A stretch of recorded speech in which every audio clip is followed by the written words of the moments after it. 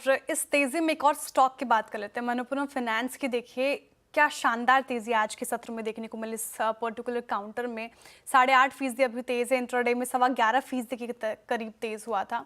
अनुज जी, आपके big stock में भी शामिल ये स्टॉक और आप काफ़ी पॉजिटिव थे इस पर्टिकुलर काउंटर को लेके, लेकिन शुरुआत धीमी हुई, लेकिन फिर जो रफ्तार पकड़ी ये कैसे क्या हो गया? शुरुआत धीमी इसलिए हुई श्रेया क्योंकि हर कोई प्रॉफिट बुक करने के मूड में था, क्योंकि यहाँ पे क्या था ना, सब जानते थे कि ये न्यूज़ आएगी। हम लगातार इस बारे में बात कर रहे थे कि ये न्यूज़ आएगी और एक बार के लिए, और इसके लिए ना मैं एक चीज़ लोगों को हमेशा बोलता हूँ, असली पैसा ना न्यूज़ आने के बाद बनता है।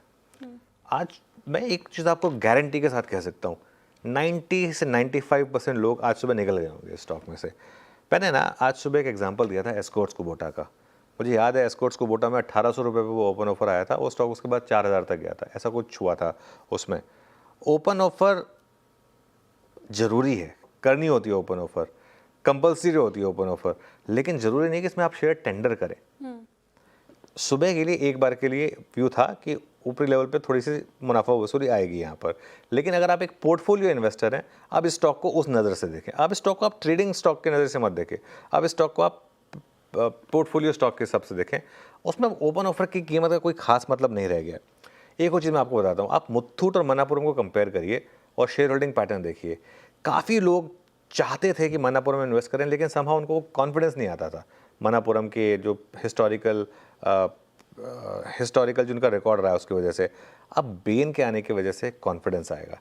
बेन आया ना, अब देखना आप किस तरीके से इसके शेयर होल्डिंग पैटर्न चेंज होंगे, और इसका वैल्यूएशन मन्नापुरम का अभी भी मुथूट के मुकाबले आधा है।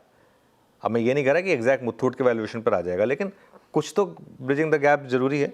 पोर्टफोलियो निवेशकों के लिए अभी एक अच्छा मौका है कि आप इसको हर गिरावट पर ऐड करें। एक चीज़ बस मैं ऐड करूँगा इसमें अगले 2 क्वार्टर में ये हो सकता है कि किचन सिंकिंग हो जाए। किचन सिंकिंग मतलब जो नई मैनेजमेंट जब भी आती है वो पुराने एकदम से देखिए कहेगी आशीर्वाद के अंदर बहुत ज़्यादा कचरा है, इसको पूरा साफ करो आप। अगले क्वार्टर में हो सकता है बहुत ज़्यादा प्रोविजनिंग ले लें, हो सकता है कि लॉस डिक्लेयर कर दें, ये सब होगा। और ये इस वार्निंग के साथ होगा कि उसकी वजह से स्टॉक हो सकता है रिजल्ट वाले दिन 10% टूट भी जाए, ये भी होगा। लेकिन अब आप एक एज अ पोर्टफोलियो इन्वेस्टर का सोच रहे हैं, एक क्लीन NBFC अब आपको अवेलेबल है। इतने सालों के अंडर परफॉर्मेंस के बाद ये 4-5 साल से इसकी बात हो रही थी कि ये डील होगी, अब जाके फाइनली ये डील हुई है। इस वजह से इस तरीके से इसने रिएक्शन दिखाया है, और इस वजह से सुबह एक बार के लिए सबको निकाल कर उसके बाद मार्केट में तेजी आई। चलिए अब ट्रेंडिंग काउंटर्स की बात करते हैं और कार्यक्रम का क्रम भी समझ लेते हैं।